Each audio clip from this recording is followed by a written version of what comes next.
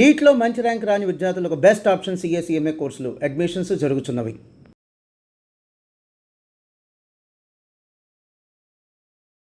Hello, welcome to Suman TV.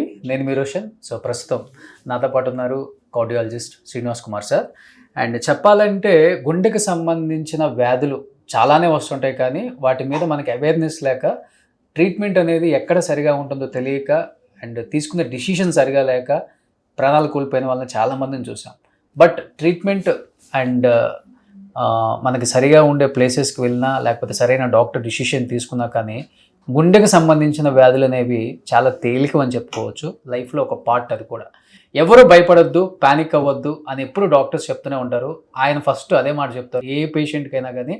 అంటే 80% 90% చావు అంచుల దాకా వెళ్ళిన పేషెంట్స్ కూడా హోప్ ఇచ్చే ఒక డాక్టర్ కార్డియాలజిస్ట్ ఎవరైనా ఉన్నారంటే అండ్ ట్విన్ సిటీస్లో శ్రీనివాస్ కుమార్ సార్. అదొకటే, అది మాత్రం నేను గట్టిగా చెప్పగలను. అండ్ ముఖ్యంగా ఒక 60-65 ఏజ్ దాటిన పేషెంట్స్ చాలామందికి కూడా హార్ట్ పెయిన్ వచ్చినప్పుడు లేకపోతే ఎక్కువ బ్లాకేజెస్ ఉన్నా అండ్ నిజంగా ఆపరేషన్ చేయాలన్నా కూడా మనం ఒక డిసిషన్ కాదు 10 డిసిషన్స్ తీసుకుంటాం. బట్ యాజ్ యూజువల్గా ఇక్కడ మీకు హార్ట్ కనిపిస్తుంది. ఈ హార్ట్లో బైపాస్ సర్జరీ చేయకుండా ఆ ఏజ్ గ్రూప్ వాళ్ళకి ఒక సరికొత్త టెక్నాలజీ కూడా వచ్చింది. ఒక 10 years అయింది ఈ టెక్నాలజీ వచ్చి, కానీ ఎక్కడా కూడా అంతగా చేయట్లేదు ఇది. But Srinivas Kumar sir almost 150 పేషెంట్స్కు చేసి సక్సెస్ రేట్ ఉన్నప్పటికి కూడా ఇది ఇంకా బయటికి రాలేదు అంటే అది ఇంకా మన తప్పే అని చెప్పుకోవచ్చు. క్లియర్గా అసలుకి దీనికి సంబంధించి ఎలా చేస్తారు ఏంటి అండ్ సార్ చెప్పారు థై నుంచి లోపలికి తీసుకెళ్ళి ఈజీగా చేయొచ్చు లోకల్ అనెస్థీషియాతో అని చెప్పారు.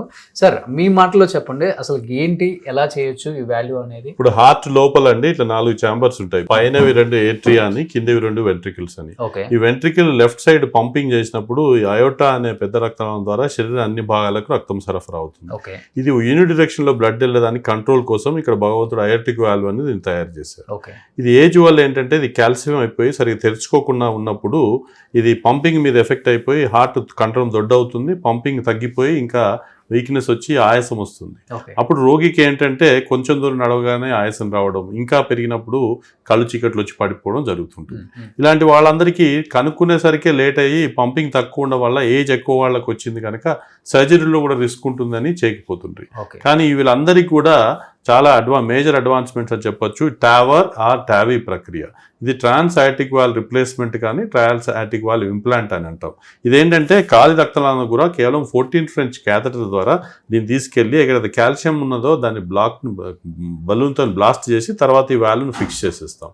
ఇది 14 French క్యాథెటర్ ద్వారా చేయడం వల్ల ఇమీడియట్గా రోగి కోలుకొని 6 hours ఐసీయూ అబ్జర్వేషన్ తర్వాత నెక్స్ట్ డేనే వెళ్ళి ఇంటికి డిశ్చార్జ్ అయ్యి మళ్ళీ హ్యాపీగా ఉండగలుగుతారు.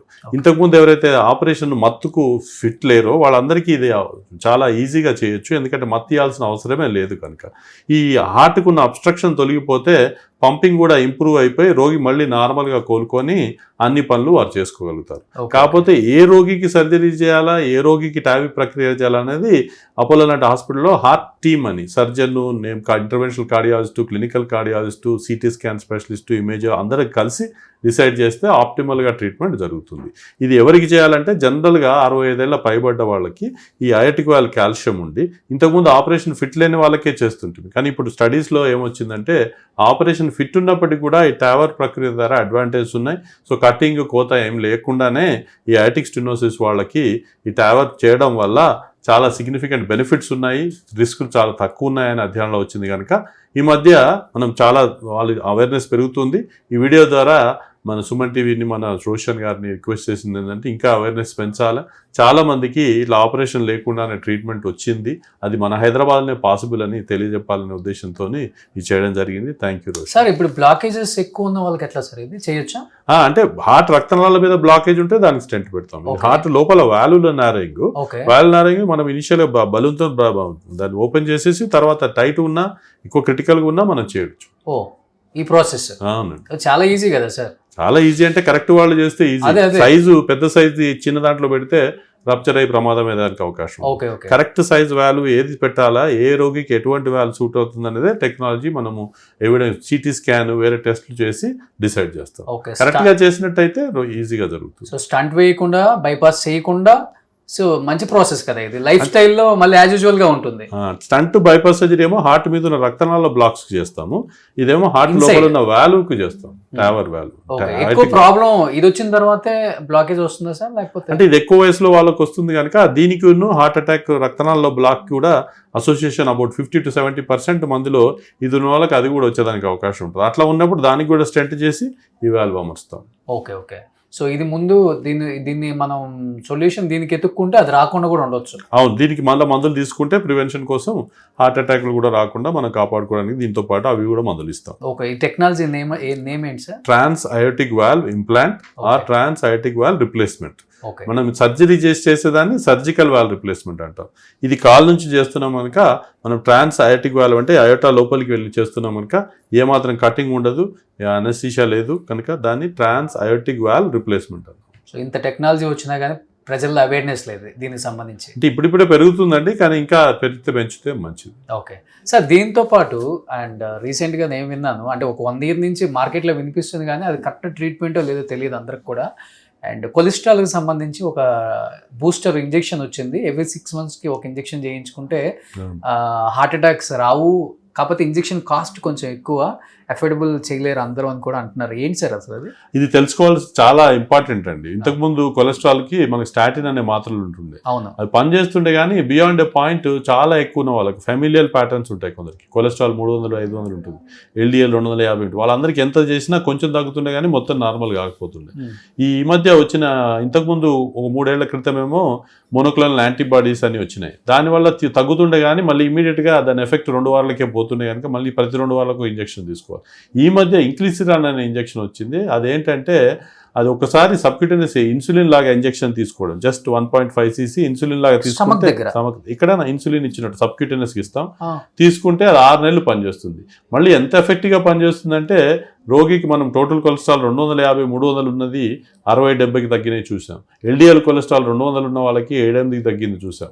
సేఫ్గా మళ్ళీ ఇంకొక బ్యూటీ ఏంటంటే ఎఫెక్టివ్నెస్సే కాకుండా చాలా సేఫ్, దాని మీద వేరే సైడ్ ఎఫెక్ట్ తీసుకుంటాము, లేకుంటే స్టాటిన్ మాత్రం వేసుకుంటే కొందరికి మసిల్ పెయిన్స్ అని అట్లా ఉంటాయి. దీనివల్ల కేవలం లివర్లు మీద పనిచేస్తుంది కనుక అట్లాంటి సైడ్ ఎఫెక్ట్స్ కూడా ఏం లేవు. ఈ లివర్ ఫెయిల్యూర్లో ఉన్న కిడ్నీ ఫెయిల్యూర్లో ఉన్న వాళ్ళకి కూడా ఈ ఇంజెక్షన్ సేఫ్గా ఇవ్వచ్చు అని మనకు అధ్యయనంలో వచ్చింది. కాకపోతే ఒకటే ప్రాబ్లం ఏంటంటే ఇది కొంచెం ఎక్స్పెన్సివ్ ఉంది ప్రస్తుతానికి. వేరే స్కీమ్స్ అదో పెట్టారు, కొన్ని ఇన్సూరెన్స్ కంపెనీస్ కూడా కవర్ చేస్తున్నాయి. కానీ అందరూ తెలుసుకోవాల్సింది ఏంటంటే ఇట్లాంటి ఒక మంచి ఇంజెక్షన్ ఉంది. At least people who can afford అయితే చాలామందికి కొలెస్ట్రాల్ వాల్యూ ఎక్కువ ఉన్న వాళ్ళకి ఎక్కువ ఎస్పెషలీ అంటే డైటరీ నియమాలు పాటించాలి, లైఫ్ స్టైల్ మోడిఫికేషన్ అవన్నీ చేసుకోవాలి. వాటన్నిటికీ రిప్లేస్మెంట్ అని కాదు కానీ వాటన్నిటి మీద కూడా ఇంజెక్షన్ ఒకటి తీసుకొని మీ రిస్క్ని చాలా మటుకు తగ్గించుకోవాలి. Every 6 months sir? అంటే మనం ఏదైనా అంతే అండి, దాని ఎఫెక్ట్ ఉన్నంత కాలమే పనిచేస్తుంది. టాబ్లెట్ అయితే 24 గంటలే పనిచేస్తుంది, అది డైలీ తీసుకోవాలి. దాని బదులు ఇది 6 monthsకి ఒకటి తీసుకోవాలా. కాకపోతే మనకు అధ్యయనాలలో ఫ్యూచర్లో చూస్తే ఏంటంటే అది ఎఫెక్ట్ 1 year వరకు ఉంటే మేబీ ఎవ్రీ ఇయర్కి ఒకటి తీసుకున్నా సరిపోతుందేమో. But as of now recommendation మాత్రం ఎవ్రీ 6 monthsకి ఒకటి తీసుకోవాలి. కాస్ట్ ప్రైస్ ఎంత ఉంది సార్? అప్రాక్సిమేట్లీ మన US కంటే ఇంకా హాఫ్ ప్రైస్కే లాంచ్ చేసామని చెప్తారు కంపెనీ వాళ్ళు, కానీ అరౌండ్ 1 lakh అట్లా పర్ ఇంజెక్షన్ ఉంటుంది. ఇంకా 1+1 ఏదో చేస్తున్నారు కనుక మనకు 50,000 పడుతున్నట్టు ఎఫెక్ట్. 50,000. ఓకే. సో ఒబిసిటీ కొంచెం ఎక్కువ ఉండి కొంచెం కొలెస్ట్రాల్ ఎక్కువ ఉన్న వాళ్ళు తీసుకుంటే సేఫ్ సైడ్ ఉన్నట్టు. అవును, చాలా కొలెస్ట్రాల్ మట్టుకు రిస్క్ చాలా తగ్గిపోతుంది.